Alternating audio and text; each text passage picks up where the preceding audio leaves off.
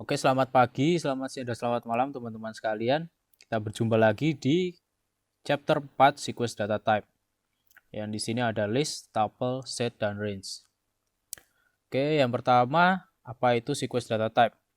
Sequence data type itu sendiri hampir mirip seperti string ya. Tadi kita udah mempelajari string, yaitu string punya urutan indeks masing-masing, yaitu dari 0 sampai n. Lalu sequence data type sama, sequence data type adalah data yang ordered atau memiliki susunan, yaitu lalu bisa diakses sesuai dengan indeks. Lalu contohnya misalkan di sini ada hello world string tadi ya. Hello world itu stringnya indeksnya terdiri dari 0 sampai 10. Lalu juga bisa kalau misalnya kita mau minus, bisa minus 1 sampai minus 11, yaitu dari data dari belakang sampai paling depan. Lalu yang kedua sekarang bahas tentang list. Di list itu apa sih sebenarnya? List itu tipe data yang mutable atau bisa dimodifikasi isinya. Kita mudah memodifikasi isinya ya kan. Value-nya maksudnya. Lalu define by kurung siku di square bracket. Di list itu pasti di depannya itu ada kurung sikunya gitu kan untuk mendefinisikan sebuah list. Jadi kita bisa tahu kalau itu list dengan cukup melihat ada kurung siku di depan dan di belakangnya. Lalu order by sequence, ya kita bisa mengakses indeksnya satu persatu, lalu bisa menyimpan lebih dari satu tipe data di dalam list. Lalu contohnya list, ini adalah list variabel lst sama dengan ini contoh list gitu kan. Kita coba print list, ini ada square bracketnya ya kan, kurung siku, berarti ini list.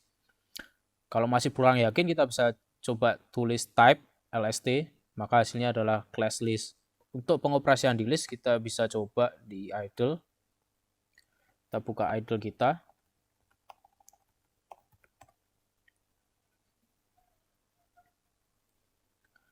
Lalu kita coba misalkan kita buat suatu list berisikan tipe data integer. Misalnya satu lst1 ya. Isinya adalah 1, 2, 3, 4, 5. Kita mau coba akses, kita mau menampilkan data 3 di dalam list 1. Caranya gimana? Caranya sama kayak pengoperasian di string tadi ya. Kita panggil indeks 3 itu berada di indeks kedua. Kita panggil indeks 2, hasilnya 3. Lalu kalau misalnya kita mau menampilkan data pertama yaitu 1, 2, dan 3 misalnya, kita bisa pakai juga tadi indeks ke 0, titik 2, indeks ke 3 itu berada di indeks kedua ya. Jadi kita tulisnya indeks ke 3. Ke Oh salah variabel, sorry. Ada kesalahan variabel sini 0 by 3.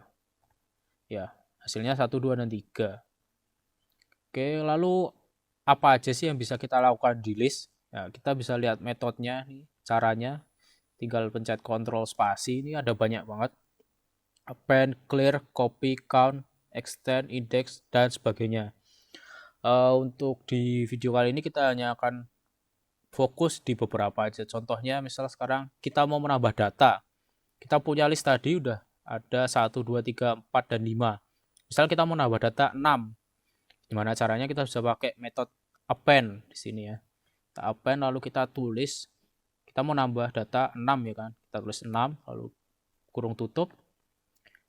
Lalu kita coba print lagi list 1.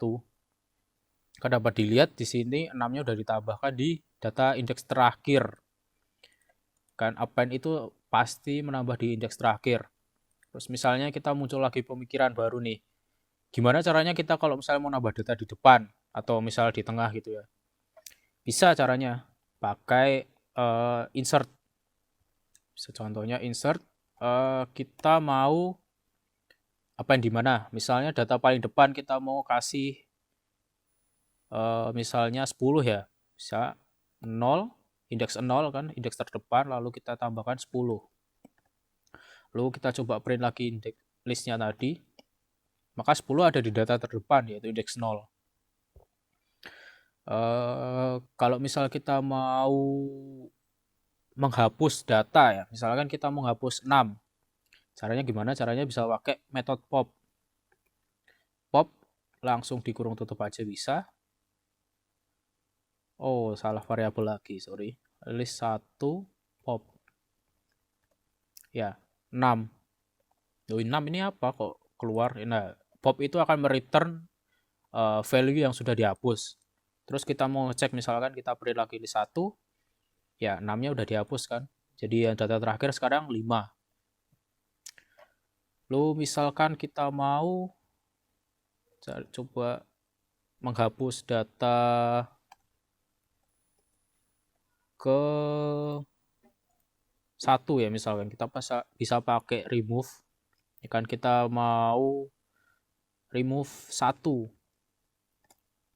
Nggak ada error. Oke, list 1. Ya, data satunya hilang. Jadi kita bisa pakai remove itu buat menghapus suatu value yang kita ingin hapus gitu ya. Jadi kita mau hapus 1, kita tulis remove 1, maka di listnya secara otomatis akan mencari data dengan value 1 itu di indeks berapa lalu dihapus. Oke. Untuk list mungkin sampai segini aja, lalu kita lanjut next ke tuple. Jadi tuple sendiri itu apa? Tuple itu sebenarnya sama seperti list ya, strukturnya. Cuman ada perbedaan, yaitu yang saya bold ini, yaitu tuple itu immutable. Maksudnya immutable apa? Immutable itu tidak bisa dihapus, tidak bisa ditambahkan. Seperti contohnya pada string tadi. Jadi tuple itu seperti statis ya. Jadi kalau udah buat tuple segini, maka ya hasilnya akan seperti ini. Terus define by kurung biasa ya. Kurung biasa lalu kurung tutup. Sama order by sequence, jadi bisa diakses sesuai dengan indeksnya. Lalu juga bisa menyimpan lebih dari satu tipe data di dalam satu tuple. Lalu contohnya ini ada tuple. Ini contohnya didefinisikan dengan menggunakan kurung biasa nih kan. Lalu type-nya class tuple. Lalu kita bisa mulai langsung melihat contoh pengoperasian tuple ya. Jadi misalnya kita buat tab sama dengan tuple integer 1, misalnya kita mau tipe data yang berbeda ya, 2.0 misalkan tipe data float, lalu misal kita kasih string, misalnya aku. Oke, nggak jadi error, kita print tuple-nya, hasilnya seperti ini. Tipe datanya apa? Kita bisa lihat type tuple. Oh sorry, salah, type tup. Ya, ini tuple. Lalu misal kita mau mengakses indeksnya juga sama. Misal kita mau akses aku di tuple, kita bisa bilang tab kurung siku, kita bisa bilang -1 misalkan, akan returnnya aku, atau bisa juga tab indeks ke 2 di aku. Oke, terus tadi katanya tuple immutable ya, berarti nggak bisa diganti dong. Apakah benar? Kita coba ya. Kita lihat tab. Kita mau ganti misalnya 1 ya di indeks 0 ini. Kita berarti bilang tab indeks 0. Indeks ke 0 sama dengan kita mau ganti nilainya jadi 2. Apakah bisa? Jawabannya enggak. Ya, type error tuple object does not support time assignment. Jadi nggak bisa. Kalau tuple sendiri itu metodenya sangat sedikit ya. Kita bisa lihat coba. Tuple itu cuma ada count dan index. Di count itu misalnya kita mau cari jumlahnya 1 itu ada berapa sih? Kita coba lihat. Tab 1. Hasilnya 1. Ya jumlahnya karena cuma 1. Kalau misalnya kita mau coba tab.count aku ya. Oke, aku hasilnya 1 juga. Karena akunya cuma ada 1. Oke, untuk tuple seperti itu. Lalu misalnya ada kalian bertanya-tanya terus buat apa ada tuple kalau misalnya pengoperasiannya itu nggak bisa diganti nggak bisa diganti value-nya, terus metodenya dikit. Jawabannya kecepatannya. Pengaksesan tipe data tuple itu lebih cepat karena bisa dilihat tadi metodenya cuma sedikit. Untuk data yang ribuan, jutaan gitu, pengaksesannya jauh lebih cepat menggunakan tuple. Lalu nextnya ada set. Di set ini mirip seperti tuple dan list juga ya.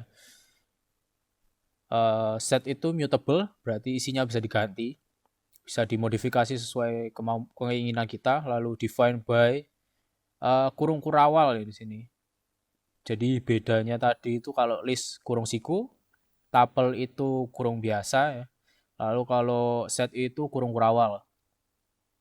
Lalu can only store a unique value. Jadi set itu cuma memiliki nilai yang unik di dalamnya. Jadi kalau ada data yang kembar, secara otomatis di set akan dianggap cuma ada satu. Misal kita contoh aja langsung. Misal kita buat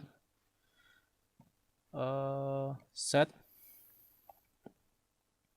sama dengan kita pakai kurung kurawal 1, 2, 3, 4, lalu kita tambahin 1, 2. Oke. Kalau menurut list dan tuple tadi, kalau misalnya kita print, berarti harusnya ada 1, 2, 3, 4, 5, 6. Ada 6 data di dalam set. Misal kita print, hasilnya cuma ada 4. 1, 2, 3, dan 4. Lah, ini 1, 2-nya yang paling belakang kok nggak ada. Balik lagi ke penjelasan tadi awal, set itu cuman bisa menyimpan tipe data yang unik. Jadi kalau misalnya ada yang kembar, maka secara langsung dari set itu data tersebut dihapus ya. Jadi kayak cuman disimpan data yang unik-unik aja. Lalu pengoperasian set sendiri itu ada apa aja? Dilihat sini ada add. Add itu untuk menambah data di set. Misalnya kita mau add data 5 misalkan, kita belum ada data 5 kan. Lalu kita print lagi set. Maka setnya akan terupdate 1, 2, 3, 4, dan 5. Oke, lalu untuk selanjutnya misalkan kita mau menghapus data. Kita mau menghapus data, kita bisa pakai pop. Sama seperti list tadi ya. Misalnya kita pop 1. Lalu misalnya kita print lagi set, ke satunya hilang. Jadi kalau set itu popnya dari depan ya teman-teman. Bukan kayak list dari belakang, tapi kalau set itu dari depan. Kalau misalnya kita mau pop lagi, misalkan dapatnya apa? 2. Oke, kita print lagi setnya 3, 4, 5. Jadi seperti itu. Kalau misalnya kita mau misalnya menghapus data yang keempat aja gimana? Bisa pakai remove. Kita coba ide kedua ya. Kita mau hapus 4, sorry. Lalu kita coba print set, maka 4-nya kehapus. Oke, untuk pengoperasian set secara sederhana mungkin seperti itu ya. Jadi untuk penambahan pakai add, untuk menghapus bisa pakai pop atau remove. Oke, lalu kita akan sedikit membahas tentang range. Dimana range itu data sequence juga sama seperti list. Misalnya kita mau coba A sama dengan range, kita harus punya range, misalnya range 5. Kita coba print A, maka hasilnya range 0,5. Maksudnya apa sih ini sebenarnya? Jadi range itu adalah tipe data yang store nilai dari misalnya kita definisikan 5 ya, berarti tipe datanya 0, 1, 2, 3, 4. Jadi data ke urutan kelima itu nggak ada. Terus range itu berarti cuma ada tipe data integer aja ya? Iya, nilainya merupakan nilai integer masing-masing nilainya. Untuk melihat misalnya kita mau memastikan ya caranya gimana, kita bisa pakai looping sih. Untuk looping nanti akan ada di capture selanjutnya. Lalu misalnya kita for i in a, misalkan kita tampilkan i, print i ya. Ya, jadi nilainya variabel a tadi itu ada 0, 1, 2, 3, dan 4. Yang jumlah datanya semuanya 5. Oke, range sendiri itu memang sebenarnya sih dipakai untuk perulangan ya. Khususnya perulangan for. Di mana kita akan bahas di capture selanjutnya. Oke, sampai di sini untuk chapter 4 tentang sequence data type. Kita akan berjumpa lagi di chapter 5 yaitu operator, yaitu ada logical, relation, dan arithmetic. Sekian dan terima kasih.